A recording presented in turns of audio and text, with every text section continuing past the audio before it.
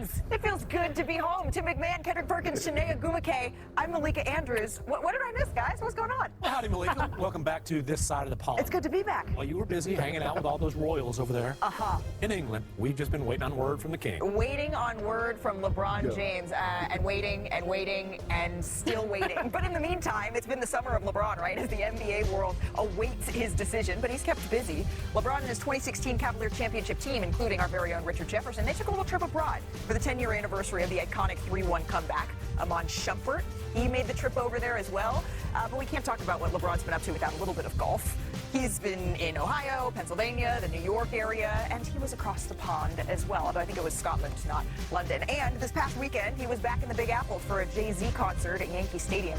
I wanted to go to that. I know you did too. And then he's scheduled to be at Fanatics Fest on Thursday for a live podcast episode of Mind the Game here. So LeBron's free agency has lasted about 2 weeks so far, making this already the longest free agency of his career when he's switched teams. If history is any guide, when he returned to Cleveland in 2014, the announcement came on July 11th. So Kendrick Perkins, we're bringing it back by popular demand. You have a word of the day on this entire LeBron situation. What is it, my friend?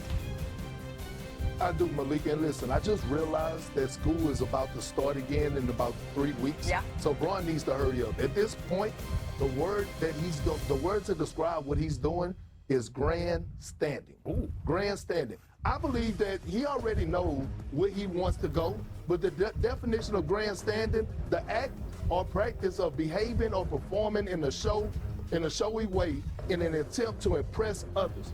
I believe that he already knows where he wants to go. I believe that LeBron James is in the moment where he wants to feel love. He's loving all the attention. He's loving the phone calls from all the different organizations that want him to come there. He's loving the phone calls from all the other stars and superstars around the league. And rightfully so, because guess what? If I was in this position, damn it, I would be grandstanding as well. But at some point, I want to go on vacation. At some point, I don't want to be on call from when LeBron James make his announcement. Damn it, hurry up. Hurry up. You might be on call for a couple more days here, Kendrick Perkins, because this has been unschooling since I left a couple of weeks ago. Janae, LeBron is entering year 24, right? And I think we've talked so much about where he's going to go, what we could possibly be seeing. Enough guessing on that front. What is actually the most valuable skill that he is bringing to his next team now? He's going to turn 42 this season. So, in the spirit of words of the day, I have one particularly for millennials because there was a crazy book and show. The word to describe what LeBron James brings to a squad is he's an animorph. He's an animorph, which means he can fit in with any type of basketball, he can fit in with any type of player because he has a skill set that continues to morph to what the team needs to be successful. We saw him last season with the Los Angeles Lakers. He morphed into one of the best, I can't believe we're saying this, third options based off of what we've seen historically in his career. Yeah. He was able to play alongside Luka Doncic and Austin Reeves seamlessly. But then in the same year, we saw what happened in Houston. I still have PTSD because he morphed back into a primary option and won them a playoff series just by the skin on his back and on his, chin.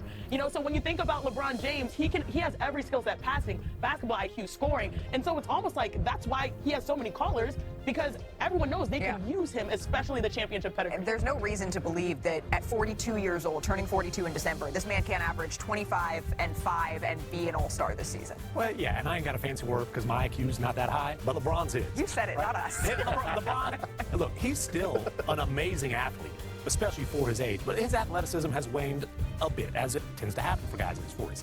Basketball IQ is still historically high.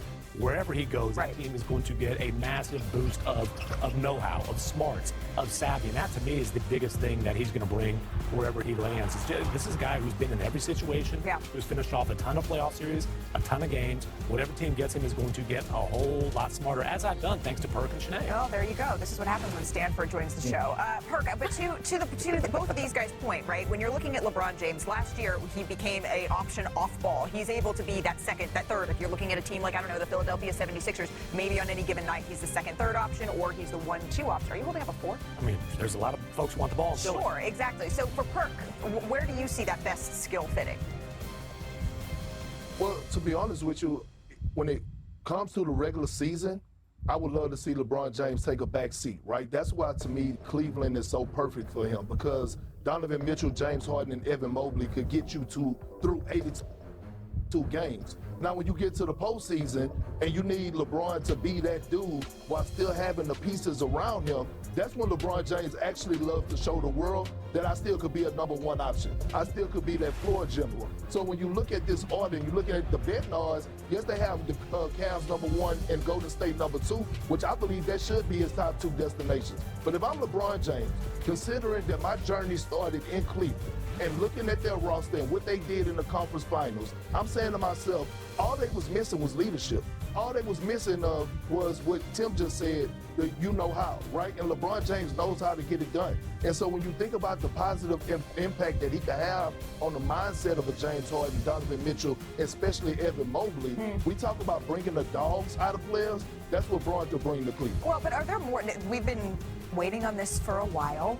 Are there more options, do you think, from your reporting today than there were when this started? Or is this happening because the list is getting more and more whittled down in terms of... I mean, the options are about 27 teams. It's been really 6 the whole time. I think it's down to 3. One of the 6, though, the Minnesota Timberwolves, that's the one where there's the cleanest fit. They've got a LeBron-sized hole at the 4 in their starting lineup at power forward. And so, again, that's the cleanest fit. However, I do fear that if LeBron went to Minnesota with Anthony Edwards, with LaMelo Ball, with all their antics, you know, that beard's already got a lot of gray creeping in. I think by the time they came back to L.A. for the Christmas night matchup, he would look like Santa Claus. It would just be all white. Well, it takes one to know one, Tim. Let's get to LeBron's former teammate here, Anthony Davis. AD was in Vegas this past week. He was working out with his Wizards team. Now, remember, AD's yet to play a game with Washington. He sustained that left hand injury. It kept him out for the second half of the season. But Wizards general manager Will Dawkins, he spoke with Sirius XM on Davis's future. DC wants to be in DC. We're going to keep him there. I think the important thing for us is just building on the summer and kind of making sure we're ready to go at the beginning of the year. And he was out here with all of our guys. We had every single one of our team members here for game 1. So we had all 17 guys on the roster here, and he was a big part of what we had going on, working out, leading the group workouts for our veteran players. So it'll be a fun summer. Obviously, we'll have a conversation when we're allowed to officially have a conversation. When they're allowed to potentially have a conversation. So he's not August 6th, right? That's when we're talking about an extension being eligible. But it's their own players, so I would imagine that you give an inclination one way or another by now. And you mentioned that left hand, that healed right after the season and right after they maximized the lottery odds, which they end up winning and get AJ DeMonts, but it's fully healed now. Yeah. And I can tell you this, he can go like this. Gimme. Pay me. You paid Trae Young. You gave Trae Young essentially a max extension. I just don't know how you look Rich Paul and Anthony Davis in the eye and say, hey, we want you to just hold on. Just wait. We're not ready to extend you. I don't think that conversation would go very well. Shanae, what's your reaction to this? Is Washington, it's time to wake up. It's winning time.